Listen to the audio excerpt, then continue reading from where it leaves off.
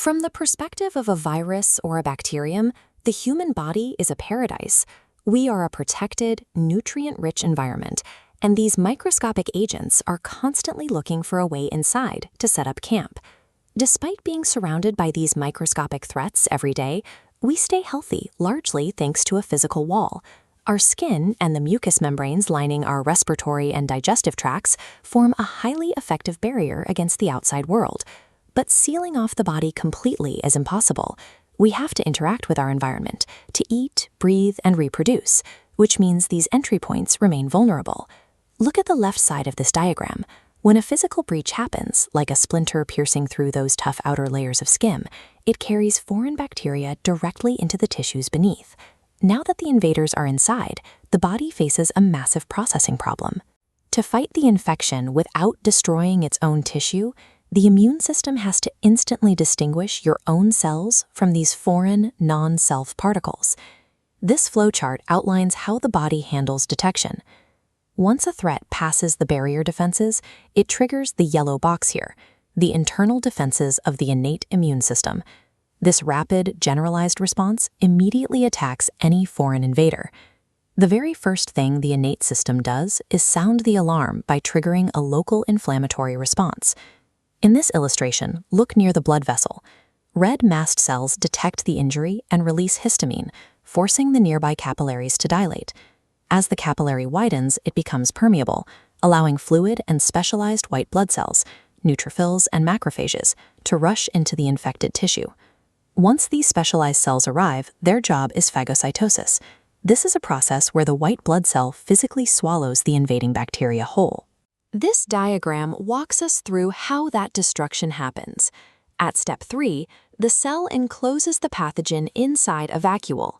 Then, at step 4, that vacuole fuses with a lysosome, which is packed with toxic enzymes that completely digest the threat. This image captures the visceral reality of that process. What you're seeing is an actual macrophage actively engulfing a rod-shaped bacterium. This brutal, microscopic combat happens by the millions at the site of even a minor cut. Innate immunity is incredibly fast, but it is a blunt instrument. If the bacteria multiply too quickly and the infection spreads, the body must escalate to a higher, specialized authority. Pathogens surviving the initial response are swept out of the tissue and into the lymphatic system. Looking at this anatomical map, you can trace the green lymphatic vessels. They act as a transport highway, carrying these surviving foreign particles away from the injury site and straight into the lymph nodes.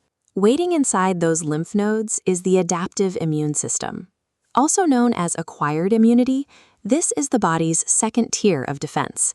It operates much slower than the innate system, but uses diverse white blood cells called T and B lymphocytes to mount a highly precise counterattack. The adaptive system attacks on two fronts. The first is the humoral response, where B lymphocytes manufacture and deploy specific antibodies to neutralize infections floating freely in body fluids. The second front is the cell-mediated response. Here, specialized cytotoxic T cells are deployed to hunt down and destroy the body's own cells that are already compromised and taken over by the pathogen. While the innate system attacks broad targets, the adaptive system relies on specific molecular recognition. Its vast array of unique receptors bind exclusively to the exact traits of the invading pathogen. The adaptive system provides an evolutionary advantage that extends beyond the immediate kill. It forms memory cells that catalog the invader's identity. If that exact same strain of pathogen ever attempts to invade again, even decades later, those memory cells recognize it instantly. They trigger a secondary response that is so fast and so overwhelming, the invader is wiped out before you even feel a symptom. Humans eventually figured out how to hijack this biological memory. Through immunization, we intentionally introduce harmless fragments of a pathogen into the body to generate those memory cells without having to endure the actual disease. This historical engraving shows an early example. In 1796, Edward Jenner noticed that milkmaids who contracted a mild virus called cowpox never caught smallpox.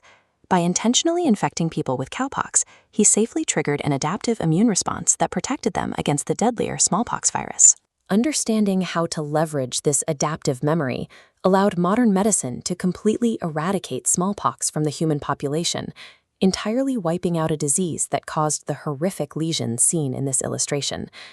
However, possessing an internal defense grid that is this highly tuned to our specific biology comes with a harsh trade-off.